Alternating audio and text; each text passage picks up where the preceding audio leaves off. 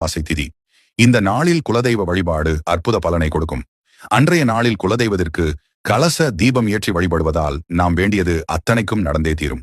அன்றைய நாள் காலை 10 மணிக்குள் ஒரு மண் குடுவையில் சுத்தமான தண்ணீர் நிரப்பி அதில் ஒரு மஞ்சள் கிழங்கு, சிட்டிகை குங்குமம், சந்தனம், ஒரு ஏலக்காய், 3 கிராம்பு, கொஞ்சம் பச்சை கற்பூரம், 5 1 ரூபாய் நாணயம், சிறிதளவு ஜவ்வாது சேர்த்து மேலே ஒரு தட்டை போட்டு மூடி அதன் மேல் ஒரு கைப்பிடி அளவு பச்சரிசி, சிட்டிகை மஞ்சள் தூள், குங்குமம், 1 ரூபாய் நாணயம் வைத்து ஒரு மண் அகல் விளக்கை அதன் மேல் வைக்க வேண்டும். அதில் நல்லெண்ணெய் ஊற்றி 2 பஞ்சு திரிகளை இணைத்து பூஜை அறையில் கிழக்கை நோக்கி தீபம் ஏற்ற வேண்டும்.